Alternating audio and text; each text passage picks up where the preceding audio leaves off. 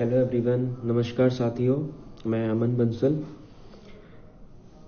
साथियों, लोकसभा चुनाव आ रहे हैं। आप सब लोगों को पता है कि देश में क्या हालात हैं इस समय। राजनीति का स्तर कितना नीचे गिरता चला जा रहा है। वर्तमान केंद्र की मोदी सरकार दिन प्रतिदिन अलग अलग हथकंडे अपनाती जा रही है और देश में विपक्ष को टारगेट कर रही है। देश की जनता को निशाना बनाया जा रहा है ताकि कैसे उनके दिल और दिमाग से खेला जाए और उस जनता को कैसे बरगला के, भ्रमित करके और किस प्रकार से अपनी ओर आकर्षित कर, अपनी ओर झुकाव कर उनके वोटों को तब्दील कर इस देश की सत्ता पे एक बार फिर राज किया जाए। और सत्ता पे राज करते ही कैसे इस देश के संविधान में बदलाव किया जाए। साथियों, 400 प्लस का नारा आज तक किसी भी राजनीतिक पार्टी द्वारा नहीं दिया गया होगा, जहाँ तक मुझे अपनी राजनीति और राजनीतिक समझ है। ये चीज़ दिखाती है कि किस प्रकार से एक सरकार इतनी ज़्यादा उतारू है, सत्ता के लिए लालची है, लालच या डर उनके अंदर है कि हमें इतनी सीटें चाहिए ही चाहिए। अगर हमें इतनी सीटें नहीं मिली तो हमारा क्या होगा। कहीं ना कहीं कोई ना कोई मकसद होगा इनका, जब भी 400 प्लस का नारा दिया जा रहा है। आमतौर पे किसी भी सरकार के लिए सिर्फ चुनाव जितना महत्वपूर्ण होता है, वो नारा नहीं देती कि हमें इतना टारगेट चाहिए। भारतीय संसद के हिसाब से लोकसभा में 545 सांसद हैं, जिस हिसाब से आपको 272 सरकार बनाने के लिए चाहिए। तो सरकार का नारा हो सकता था कि हमें बहुमत दीजिए, हमारी सरकार बननी चाहिए, पर ये सीधा 400 प्लस का नारा दे रहे हैं। 400 प्लस का नारा मतलब क्या साबित करता है? तानाशाही, कि लोकतंत्र को खत्म करके तानाशाही को लागू करना चाहते हैं। जिस प्रकार आप देख सकते हैं, रशिया में प्रेसिडेंट पुतिन पिछले 2 दशकों से, मतलब लगभग देखा जाए 5 बार वो इस बार जीते हैं। क्या, किस प्रकार जीते हैं, कैसे जीते हैं? क्योंकि जब पहली बार वो बने, उन्होंने दूसरी बार बने, तीसरी बार वो नहीं बन सकते थे, उन्होंने किसी और को खड़ा करके खुद राष्ट्रपति की जगह प्रधानमंत्री बने और राष्ट्रपति किसी आदमी को बनाया, अपने सहयोगी को। अगले चुनाव में फिर दोबारा वो राष्ट्रपति बने, तो उन्होंने संविधान बदल दिया कि अब वो मरते दम तक वहाँ के राष्ट्रपति ही रहेंगे। उन्हें कोई हरा नहीं सकता, कोई उन्हें पीछे नहीं कर सकता। और जो भी उनके खिलाफ बोलता है, उसकी कुछ महीने बाद या तो एक्सीडेंट हो जाता है, या उसको सजा हो जाती है, या वो आदमी गायब हो जाता है, या उसकी किन्हीं ऐसे किसी कारण के कारण उसकी मौत हो जाती है, या उसे जेल कर दी जाती है। तो पुतिन देखा जाए तो 80% वोटों के साथ जीतते हैं हमेशा, 80 से 90% वोटों के साथ। विपक्ष है ही नहीं। इसी प्रकार दिल्ली में अरविंद केजरीवाल की गिरफ्तारी, झारखंड में हेमंत सोरेन जी की गिरफ्तारी, ठीक है, कांग्रेस के नेताओं पे ईडी की रेड, विपक्ष के कई नेताओं पे ईडी की रेड। क्या साबित करता है? चुनाव आयोग का निष्पक्ष ना होना। बहुत सारी चीजें हैं। इलेक्ट्रोल बॉन्ड्स का स्कैम, पीएम केयर्स का स्कैम, रेलवे का scam, paper leak scam, Ujjwala scam. Scams की भरमार है, पर ये सिर्फ आपको धर्म, हिंदू मुस्लिम, इन सब चीज़ों में उलझाएंगे। आप लोगों से वोट मांगेंगे, आप लोग बरगला जाओगे, बहक जाओगे, दंगे कराएंगे, दंगे की बातें करेंगे। हिंदू खतरे में है, ये हो जाएगा, वो हो जाएगा, फलाना ढिकाना। कौन सा हिंदू खतरे में है? और आज़ादी मिले हुए 1947 में आज़ादी मिली थी, 2014 तक हिंदू खतरे में नहीं था। 2014 के बाद हिंदू खतरे में आ गया है। जहाँ इनकी सरकार होती है वहाँ भी दंगे होते हैं, जहाँ इनकी सरकार नहीं होती वहाँ भी दंगे होते हैं। तो इनकी सरकार के होने ना होने से क्या फ़र्क है? कि कहीं ना कहीं इन लोगों का एक प्रायोजित कार्यक्रम होता है ना, कि दंगे करा दिए जाए ताकि हमारी सरकार बन जाए। अभी आपने देखा होगा, पीछे कर्नाटका में इनकी सरकार गई, उसके कुछ दिनों बाद ही इन्होंने दोबारा वहाँ पे नैरेटिव सेट करना शुरू कर दिया, हिंदूज अंदर अटैक, हिंदू खतरे में है। मतलब बीजेपी की सरकार होगी तो हिंदू सुरक्षित है, बीजेपी गई तो हिंदू गया। तो इस प्रकार से तो मतलब अगर देखा जाए, बीजेपी अब तक थी कहाँ। पहले तो जनसंघ था, फिर बीजेपी खत्म हो गई थी, मतलब जनसंघ खत्म हो गया था, 2 सांसद थे, तो अब तक तो सारे हिंदुओं को खत्म हो जाना चाहिए था। मतलब हम सब लोग जो हिंदू बने हैं, 80-90% जनसंख्या जो हिंदू है, ये बीजेपी के बाद ही बनी है। मतलब इसका 1000 साल का हमारा इतिहास है मुगलों का। मुगल ने शासन किया, अफगानिस्तानियों ने शासन किया, अरब से आते थे लोग, शासन करे, अंग्रेजों ने 200 साल का शासन किया, पर फिर भी हिंदू खतरे में नहीं आया। पर बीजेपी और मोदी जी के आने के बाद हिंदू खतरे में हो जाता है।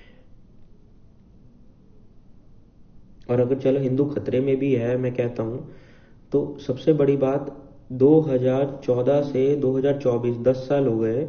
इन 10 सालों में हिंदू को ये खतरे से बाहर नहीं निकाल पाए। केंद्र में सरकार है, पहले 272 प्लस इनके सांसद थे, उसके बाद 350 प्लस इनके सांसद हो गए। 300 प्लस का नारा दिया था पिछली बार 2019 में।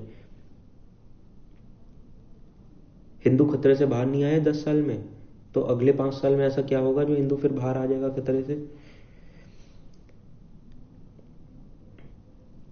आम आदमी को देश के क्या मिला मोदी जी के आने के बाद? हमें क्या फायदा हुआ? हमें कुछ नहीं हुआ। हमें तो जो पहले फायदे मिलते थे, जो हमारे हक की बात होती थी, वो सब हिंदू, मुस्लिम, चाइना, पाकिस्तान और मोदी के नाम पे बरगला के, बहका के सब खत्म कर दिया गया है। हमारी सब्सिडी खरीद ली इन्होंने, खत्म कर दी एलपीजी की। रेलवे में हमारी सब्सिडी खत्म कर दी, जो सीनियर सिटीजन्स को, हमारे माँ बाप, बाप दादा को मिलती थी, वो सब खत्म कर दी है। रेलवे महंगी वाली चलाए जा रहे हैं, सस्ती वाली रेलों का क्या हाल है आप देख सकते हैं। क्या बुरी हाल है, मतलब जनरल डब्बों का है, स्लीपर क्लास का क्या हाल है। और सबसे बढ़िया बुलेट ट्रेन चलाएंगे, महंगी महंगी रेलें चलाएंगे, वंदे भारत, नमो भारत। अरे व्हाट इज दिस? क्या काम है इन सब चीज़ों का? क्या ज़रूरत है इन सब चीज़ों की? बिल्कुल मानते हैं अगर ज़रूरत है, पर लेकिन जो चीज़ ऑलरेडी है उसको तो सही करिए पहले आप। आए दिन रेलवे में एक्सीडेंट होते हैं, ठीक है। इन्होंने कहा था हवाई चप्पल वालों को भी हम प्लेन में बैठाएंगे, उनको सपना दिखाए। क्या हवाई चप्पल वाला कौन सा आज प्लेन में बैठा है बताइए?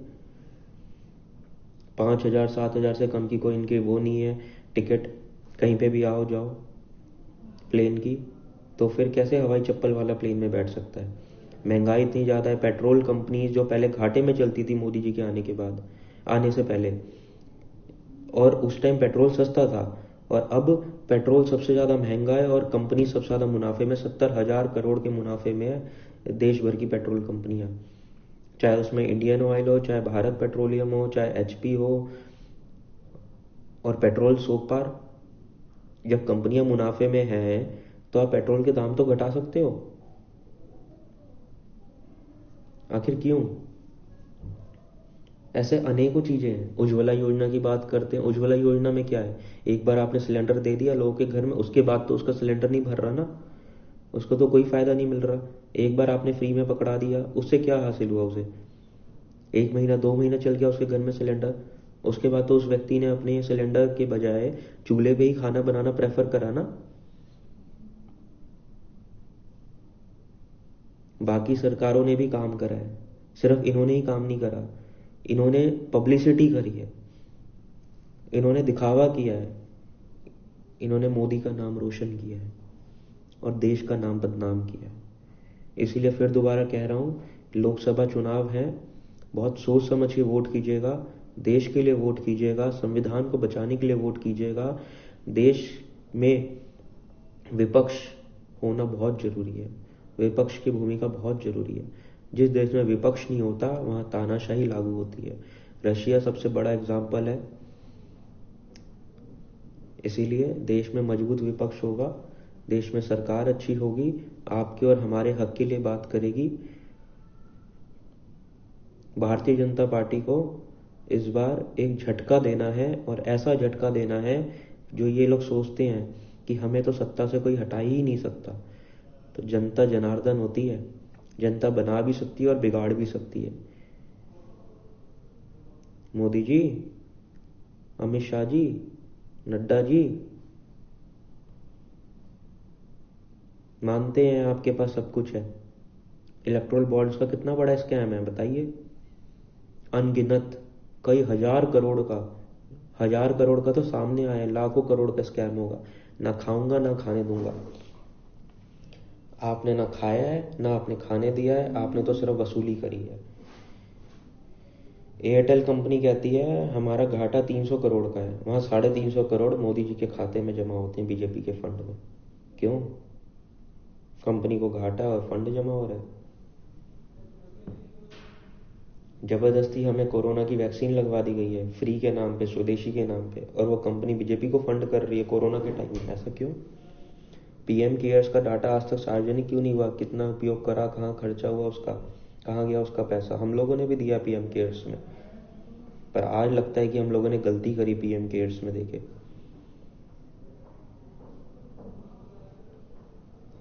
ऐसे बहुत हैं, बहुत चीजें हैं। आपने सारी संवैधानिक संस्थाओं को खत्म कर दिया है, सिर्फ सुप्रीम कोर्ट बचा है। अगर इस बार भी आप लोग जीत गए तो मुझे लग नहीं रहा कि सुप्रीम कोर्ट भी आपसे बच पाएगा। देश की जुडिशरी के ऊपर आपने प्रहार किया है पहले भी, और आगे भी आप लोग करोगे।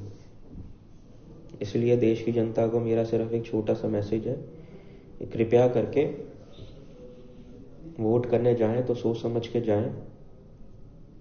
मोदी हिंदू मुस्लिम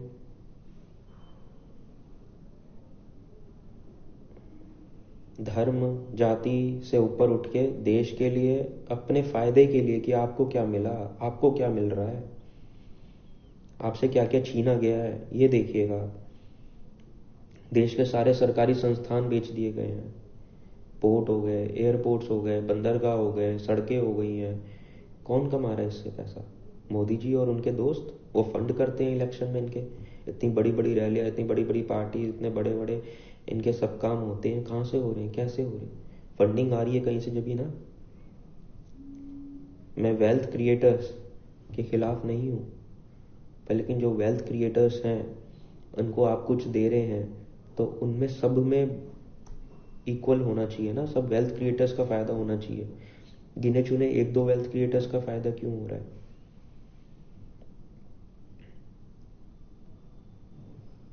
फॉर एग्जाम्पल कंपनी ए है और कंपनी एक बी है।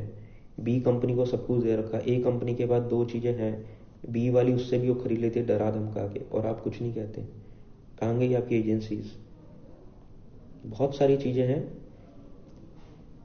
बस एक छोटा सा मैसेज था 10 से 15 मिनट की वीडियो के जरिए कि सोच समझ के वोट कीजिएगा। मैं खुद भाजपा समर्थक रह चुका हूँ। 2019 के इलेक्शन में मैंने काम किया, 2020 के दिल्ली के इलेक्शन में मैंने काम किया भाजपा के लिए। कोरोना के समय मैंने जनता के लिए काम किया, उसमें मैं किसी भाजपा या किसी के लिए काम नहीं किया था, जनता के लिए सड़कों पे जा के काम किया था। और उस टाइम जो मैंने असलियत देखी थी देश की, उसके बाद ही मेरी भाजपा के प्रति आंखें खुली दिन प्रतिदिन। और जो नफरत का बीज इन्होंने हमारे और हमारे आने वाली संतानों में, जनरेशन में, हमारे देश में, समाज में बोया, हिंदू मुस्लिम का, समाज को तोड़ने का, बांटने का, दलित मुस्लिम हिंदू सिख ईसाई, हिंदुओं में भी अलग अलग जातियों में बांट दिया। क्यों बांट रहे हो भैया? तुम तो हिंदुइज्म की बात करते हो, हिंदू की बात करते हो, क्यों ओबीसी अलग कर रहे हो, एससी एसटी सब अलग अलग करते जा रहे हो? मराठाओं की अलग बात करते हो, है तो सभी हिंदू ना। इनका काम सिर्फ एक है, फूट डालो राज करो। ना इन्हें हिंदू से मतलब है, ना हिंदुओं से मतलब है, ना भारत से मतलब है, ना भारत माता से मतलब है। ये नकली राष्ट्रवादी लोग हैं, इनका राष्ट्र से कोई लेना देना नहीं है। और इनका सबसे बड़ा संगठन ये संघ, राष्ट्रीय स्वयंसेवक संघ, ये तो इतने बेकार और वाहियात लोग हैं। मैं भी रह चुका हूँ संघ में, काम करा है संघ वालों के साथ, बहुत अच्छे से करीब से जाना हूँ इन लोगों को मैं। इनका काम सिर्फ यही है, दिखावा करो कि हम राष्ट्र के कितने बड़े भक्त हैं, कितने बड़े राष्ट्रीय हम प्रेमी हैं, और असलियत में खोखले हैं, अंदर से कुछ नहीं है।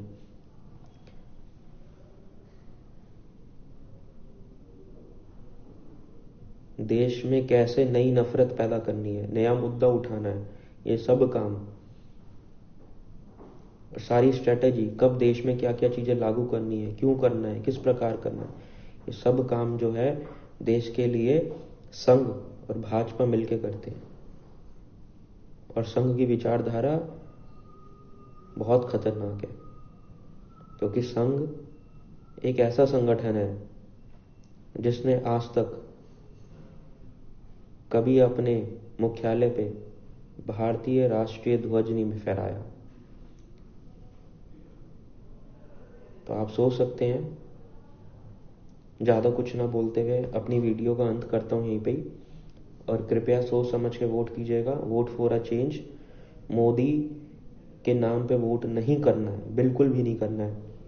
अपने सांसद को देखिएगा कि आपका सांसद कौन है, आपके बीच का है या फिल्म स्टार है या कोई सेलिब्रिटी है। सेलिब्रिटी कभी काम नहीं आता है। आपके बीच का अपना लोकल सांसद है, जमीनी स्तर का सांसद है, जमीन से उठा हुआ है, उसके लिए वोट कीजिएगा। उसकी पार्टी देखिएगा कि पार्टी कैसी है, उसका बैकग्राउंड कैसा है, उसकी क्या विचारधारा आपसे मिलती है, उसके लिए वोट कीजिएगा। बहुत बहुत धन्यवाद। एक बार फिर जय हिंद, भारत माता की जय।